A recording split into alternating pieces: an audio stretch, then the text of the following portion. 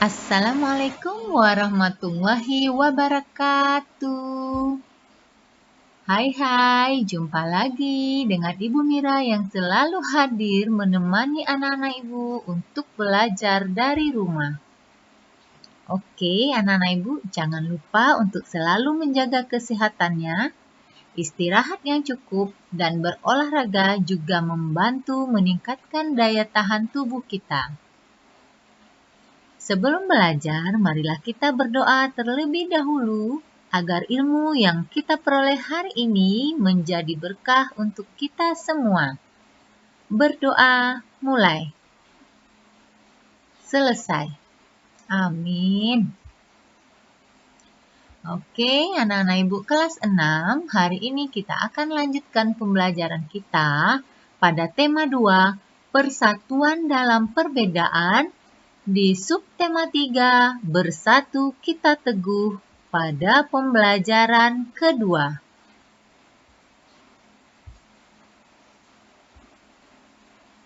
Tujuan pembelajaran kita hari ini adalah yang pertama, menjelaskan makna bersatu kita teguh. Yang kedua, menggambarkan pola lantai tari indang. Yang ketiga, menjelaskan manfaat hewan bagi manusia dan lingkungannya. Oke, siap untuk mulai belajarnya anak-anak Ibu? Nah, pernahkah kamu mendengar pepatah bersatu kita teguh, bercerai kita runtuh? Apa makna tersebut bagi bangsa Indonesia? Ayo kita diskusikan. Menjaga persatuan dan kesatuan bangsa merupakan kewajiban seluruh rakyat Indonesia, karena negara kita terdiri atas berbagai suku, agama, dan ras. Persatuan dan kesatuan merupakan hal yang penting, baik dalam rangka merebut, mempertahankan, maupun mengisi kemerdekaan. Bersatu kita teguh mengandung makna menyatunya berbagai unsur dan perbedaan yang ada menjadi suatu kesatuan yang utuh dan serasi, sehingga muncul suatu kekuatan. Bangsa Indonesia telah membuktikan bahwa dengan persatuan dan kesatuan, kita mampu menghadapi penjajah dan akhirnya kita meraih kemerdekaan. Jadi, makna bersatu kita teguh, bercerai kita runtuh sesuai dengan teks bacaan tersebut adalah yang pertama, menyatunya segala unsur dalam suatu kelompok orang akan membuat mereka kuat sehingga tujuannya akan mudah tercapai. Kemudian yang kedua, apabila dalam suatu kelompok itu ada yang tidak sama maksudnya, maka tujuan dari kelompok itu tidak akan tercapai. Bahkan kelompok tersebut bisa hancur.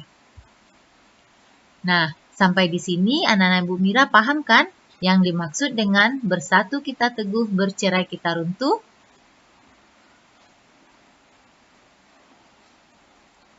Apakah semboyan bersatu kita teguh, bercerai kita runtuh juga tercermin pada kegiatan teman-temanmu ini? Benar sekali. Teman-temanmu ini dalam melaksanakan pekerjaannya sudah mencerminkan semboyan bersatu kita teguh, bercerai kita runtuh. Kalau kita mengerjakan pekerjaan itu sendiri-sendiri dan tidak mau melakukannya bersama-sama, tentu tujuan mereka agar sekolahnya bersih tidak akan tercapai.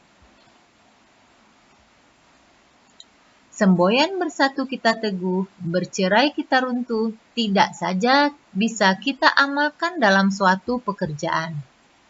Semboyan itu bisa kita amalkan pada kegiatan apa saja, seperti menari secara kelompok, bermain bersama teman, belajar kelompok, dan lain sebagainya. Anak-anak Ibu masih ingat dengan tari indang yang anak Ibu Mira praktekkan pada pembelajaran sebelumnya?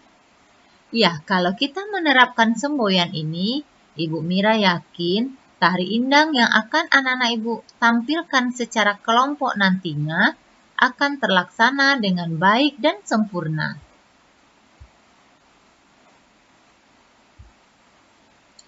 Semboyan bersatu kita teguh, bercerai kita runtuh juga dipakai oleh penduduk di pedesaan. Mereka melakukan kegiatan menanam padi bersama-sama. Mereka membajak sawah secara bergotong royong dengan menggunakan tenaga kerbau. Kemudian dilanjutkan dengan kegiatan menanam secara bersama-sama pula, sehingga bertanam padi yang berat dan memakan waktu lama ketika mereka lakukan secara bergotong royong akan cepat selesainya. Tadi kita sudah menyinggung kerbau yang dimanfaatkan penduduk pedesaan untuk membajak sawah. Apakah hanya itu saja manfaat hewan bagi manusia?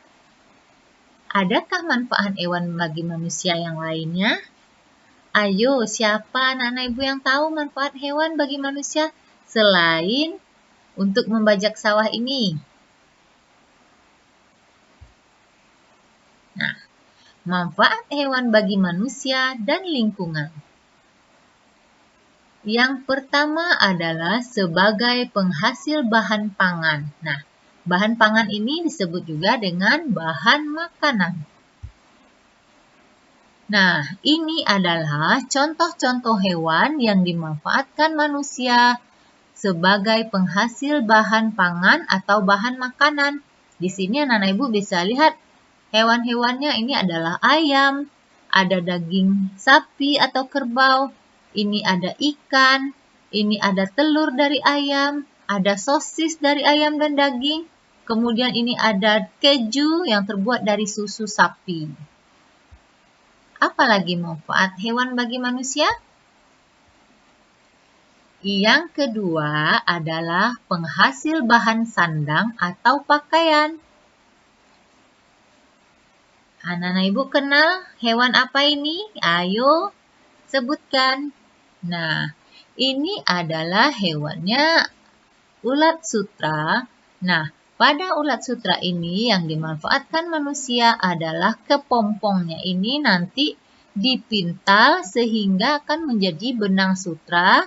Kemudian benang sutra tersebut akan ditenun sehingga menjadi kain sutra yang mahal. Nah, itu yang akan dibuatkan pakaian nanti. Kemudian, hewan yang dimanfaatkan sebagai penghasil bahan sandang atau pakaian ada lagi, yaitu domba atau biri-biri.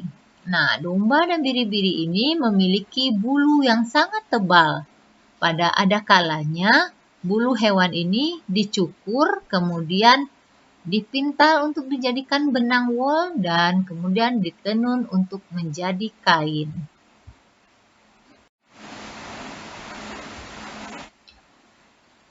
Kemudian, manfaat yang ketiga adalah sebagai penghasil bahan kerajinan. Hewan apa pula itu? Nah, ini yang dimanfaatkan sebagai bahan kerajinan pada gambar ini adalah tanduk kerbau. Nah, di sini tanduk kerbau ini diukir menjadi berbentuk ikan, nah dipernis sampai berkilat sehingga memiliki nilai jual yang tinggi. Kemudian apa lagi?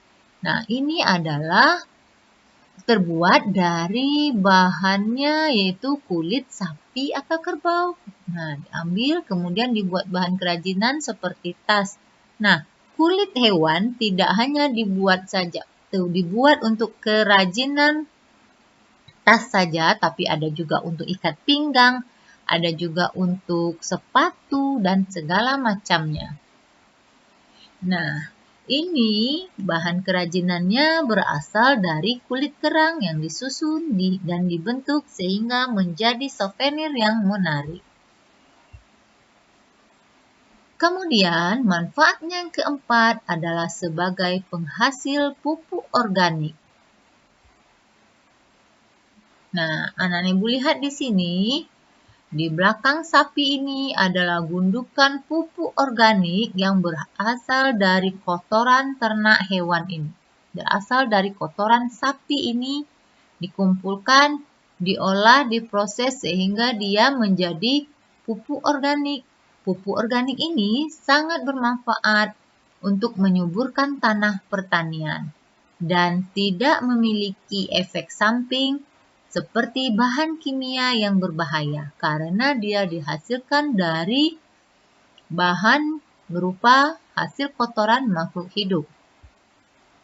Apalagi contoh hewan yang menghasilkan pupuk organik di sini adalah pupuk kascing.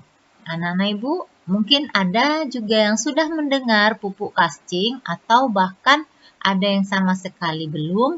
Nah, pupuk kascing itu diperoleh dari kotoran bekas cacing. Nah, bagaimana cara mendapatkannya? Ini kotoran dari ternak sapi atau kerbau nanti dicampurkan dengan cacing. Nah, di sana cacing akan berkembang biak, beternak, bertambah banyak. Nah, kalau semakin banyak cacing yang ada di dalam kotoran sapi tadi, dia akan menghasilkan kotoran cacing, dia akan mengeluarkan kotorannya yang banyak pula. Nah, kotoran bekas cacing itulah yang dinamakan dengan pupuk kascing. Pupuk kascing ini juga sangat bermanfaat bagi manusia untuk menyuburkan tanamannya.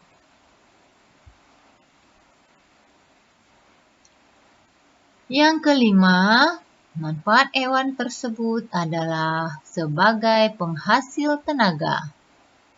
Nah, anak-anak Ibu bisa lihat ini adalah seekor sapi yang dimanfaatkan tenaganya oleh manusia untuk menarik gerobak.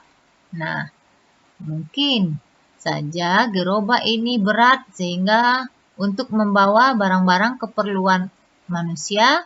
Nah, manusia tidak kuat untuk menarik atau mendorongnya, maka dipakailah tenaga sapi ini untuk menarik gerobak ini. Kemudian, nah ini contoh yang sudah kita lihat tadi, tenaga kerbau dimanfaatkan oleh manusia untuk membantu pekerjaannya, yaitu membajak sawah. Nah, anak-anak Ibu, itulah tadi materi pelajaran kita hari ini. Nah, sebagai tugasnya adalah yang pertama, jelaskanlah makna bersatu kita teguh, bercerai kita runtuh. Tugas yang kedua, gambarlah pola lantai tari indang.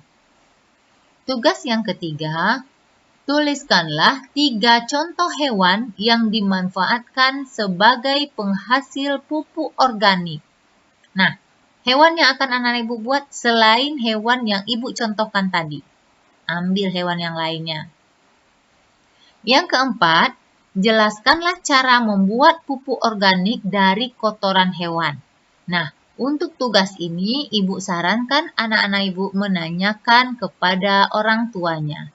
Nah, jelaskan langkah-langkah membuatnya pada buku catatan, pada buku latihan tema 2 anak-anak Ibu.